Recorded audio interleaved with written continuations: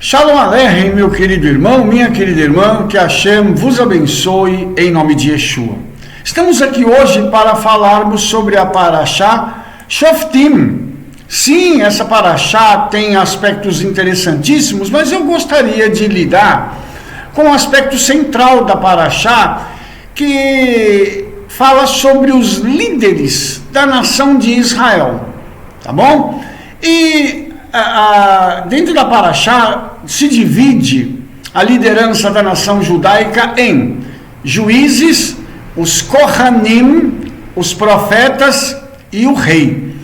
E é muito interessante porque os juízes que foram nomeados já anteriormente por Moshe, eles compõem um grupo de pessoas que no futuro formariam o Sanhedrin, que é o Sinédrio, que é a corte que abarca 70 juízes, mais o Nazi, que é o príncipe ou o presidente do Sinédrio.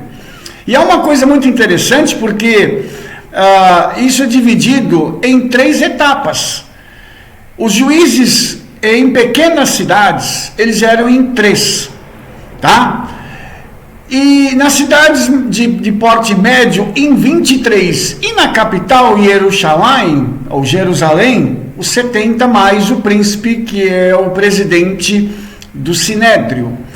E uma coisa interessante é que nós temos uma ordenação do Eterno para que esses líderes sejam nomeados, para que cada um deles exerça o seu papel.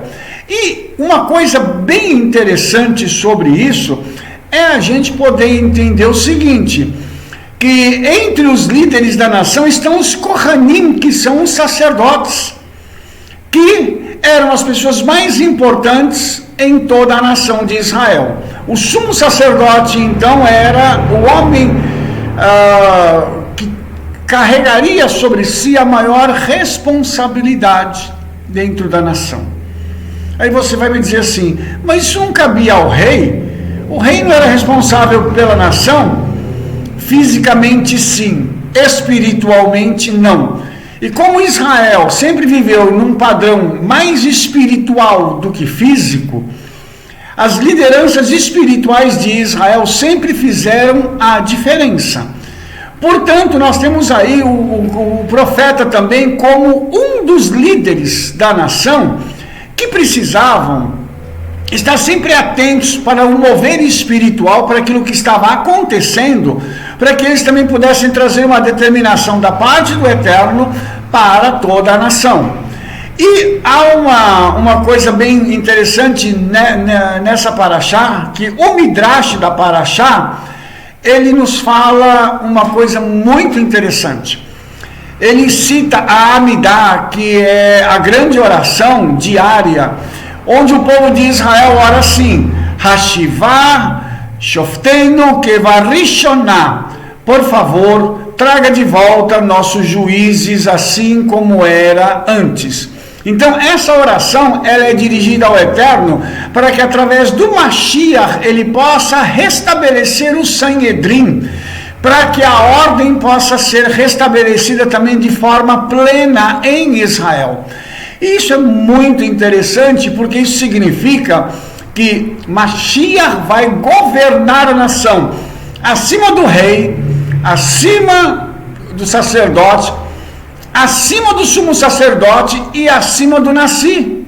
Ou seja, Mashiach vai governar de forma plena a nação de Israel, e quando ele vier, ele comanda toda a nação com o auxílio desse pessoal todo, mas o governo está sobre os seus ombros. E quando nós tomamos a Parashá, nós temos a conexão com os profetas, e os profetas, a conexão desta Parashá está lá em Isaías 51, e é uma coisa interessante porque ele fala aqui sobre um momento em que o Eterno diz assim, e ponho as minhas palavras na tua boca e te cubro com a sombra da minha mão, para plantar os céus, para fundar a terra e para dizer a Sião, tu és meu povo. Interessante que essas palavras aqui, elas são um eco daquilo que aconteceu com a vida de Yeshua, porque o Eterno enviou Yeshua, colocou as palavras dele na boca de Yeshua, porque Yeshua disse que ele estava falando daquilo que tinha ouvido do Pai. Olha que interessante isso. E ele também o Eterno protegeu Yeshua até o momento em que Yeshua teria que cumprir a sua missão e finalmente morrer por Israel. Só que antes de Yeshua se tornar homem, ele fez com que os céus viessem a ter a sua origem, ele trouxe a terra à existência e fez com que Israel nascesse já no coração do Todo-Poderoso. Tudo isso foi feito por Yeshua. E Shaul, o nosso querido apóstolo Paulo, ele diz que todas as coisas foram feitas por ele, e sem ele, nada do que foi feito se fez. Então nós percebemos que o Messias lá na eternidade, ele trabalhou junto com o Eterno, e ele, junto com o Eterno, teve a liderança da criação dos céus e da terra, das hostes angélicas e tudo mais. E uma coisa interessante para mim provar isso que eu estou dizendo, que ele criou as hostes angélicas, e entre estas hostes, ele criou também Satanás e os demônios que, quando depois se rebelaram, se tornaram o que são hoje. Para mim provar isso, lá em Mateus capítulo 4, quando Yeshua está passando pela tentação, tem um negócio muito interessante que ele diz para o nosso adversário, que para quem nunca prestou atenção para esse versículo, fica parecendo, isso aí não é nada não, mas em Mateus 4, 7, Yeshua diz assim: também está escrito, não tentarás o Eterno teu Criador. Como assim? Se nós entendemos bem essas palavras, Yeshua está dizendo para o adversário assim: você sabe com quem você está falando? Você lembra quem sou eu? Eu sou aquele que te criou. E hoje estou aqui como homem para te vencer como homem e para resgatar o homem. Aleluia! Isso é uma coisa muito interessante, porque um pouco antes desse momento, quando Yeshua se encontra com Yohanan, o imersor, que você conhece como João Batista, a Escritura diz que Yohanan imergia as pessoas, com água para o arrependimento. Mas ele diz assim: mas o que vem após mim mais poderoso é do que eu, cujas sandálias eu não sou digno de levar. Ele vos imergirá com o Espírito Santo e com fogo. E logo depois, Yeshua aparece em cena. E aí, Yohanan faz a imersão de Yeshua e acontece um milagre extraordinário, que é visto e ouvido pelas pessoas que estão ao redor. De repente, o que acontece? Quando Yeshua sai da água, os céus se abrem e o Espírito de Elohim veio numa forma de pomba. E uma voz dos céus é ouvida que dizia: este é meu filho amado, em quem eu tenho prazer. E olha só que coisa interessante, para mim poder terminar este raciocínio com vocês. A voz do Eterno, ela foi ouvida em poucos momentos, de forma audível. A primeira vez foi lá no Gan Eden, quando Hashem foi procurar Adão e disse: Adão, onde estás? E Adão estava escondido por causa de seu pecado.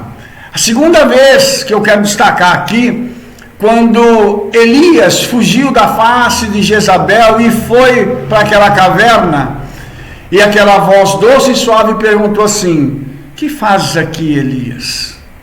Ou seja, por que você está escondido? E agora, nessa terceira vez, essa voz não chama ninguém, ela dá autoridade para alguém. E o próprio Eterno dizendo: este é meu filho amado, eu tenho prazer nele, dele eu me agrado.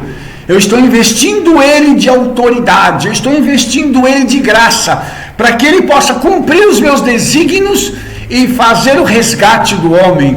Então, quando Yeshua veio, ele cumpriu aquilo que o Midrash diz que aconteceria, que o Messias viria investido de uma autoridade tal para poder governar. E hoje Yeshua governa espiritualmente todo o universo através do Ruach Kodesh, o Espírito Santo. E é uma coisa muito interessante a gente notar que esse governo, ele continua sendo exercido através da vida de homens e de mulheres que são fiéis a ele, para que, através disso, ele possa então reunir os seus e no momento oportuno possa vir para poder buscar o seu povo. Então, os juízes e aqueles que são investidos de autoridade da parte de Hashem, estão todos eles debaixo do governo de Yeshua HaMashiach. Eu espero que você possa ter recebido essa palavra, que o Espírito Santo te invista de poder e de autoridade, e te dê graça e verdade para você poder exercer seu ministério em nome de Yeshua. Que o Todo-Poderoso vos abençoe. Te vejo no nosso próximo vídeo. Dê o seu clique aí, favorite o nosso vídeo, diga para todo mundo o trabalho que nós estamos fazendo, comente, faça perguntas e nós nos veremos na próxima Parashá, se assim Hashem nos permitir. Shalom.